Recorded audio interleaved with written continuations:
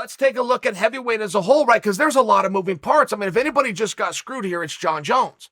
Screwed isn't the right word. Screwed isn't the right, but Jon Jones is coming out on social media, and boy, he loves lifting those weights up. Well, he's going to have a lot more time to do it.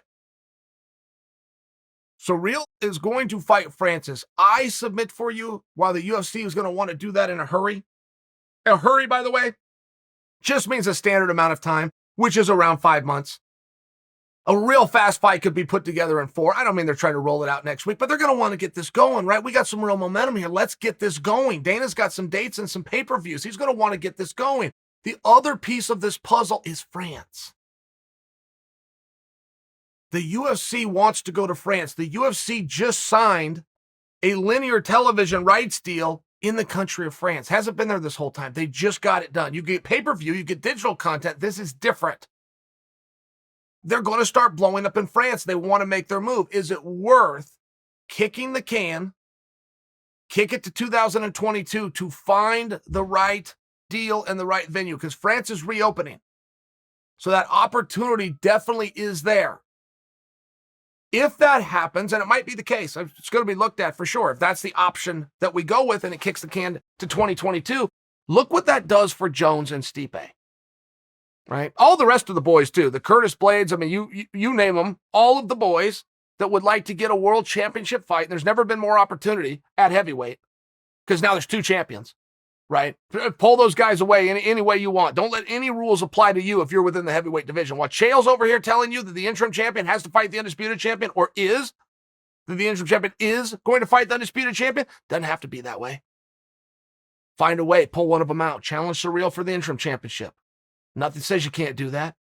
Say to hell with Ciryl, get rid of him, go after Francis for the undisputed championship. If anything happens to either one of those boys, I would argue don't let it hold up the belts. There's 2 of them now. Those guys can't figure it out together. Pull them apart. But what do you do if you're Jon? I don't know the answer to that. I follow the golden rule of put myself in his shoes. How would I act?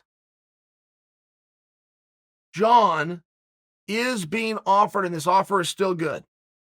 You come in, your first time, you can fight for a belt. Jon is now being offered Stipe Miocic, which would not be for a belt. So it's very clear that Jon isn't being pressured. Jon is given a couple of options. And that's very relevant. Because while the rest of us will go, well, no, I want the championship opportunity, Jon's a competitor, and Jon might look at it and go, you know what? I've been very hesitant to go up to heavyweight to start with. I've been very disciplined to put on size. I've now been removed for a period of time. Getting my feet wet in there with somebody might be a positive. That's a stretch. I don't know that Jon's minds work that way, but it's on the table. It might. There's a reason they're talking about Jones and Stipe. The reason that Stipe has already accepted the fight. Which isn't because he's got anything with Jon Jones or he wants to go test himself. Stipe doesn't want to sit. He wants to get the world championship back. So it's not just a matter of having the power of the pin if you've got Stipe's mindset. It's not just having the power of the pin and somebody to give you a world title opportunity and you take on either Ciryl or Francis. It's not. You want to make sure you're prepared when you get there. It's why Stipe goes to practice every day. It's why he's focused on his diet, on his lifting, on his nutrition. But it's also a reason any reasonable competitor, and Stipe most certainly is, would then want to go and get a competition in. That would bring you closer. That's a real athlete's mindset. That's the reason that Stipe accepted that.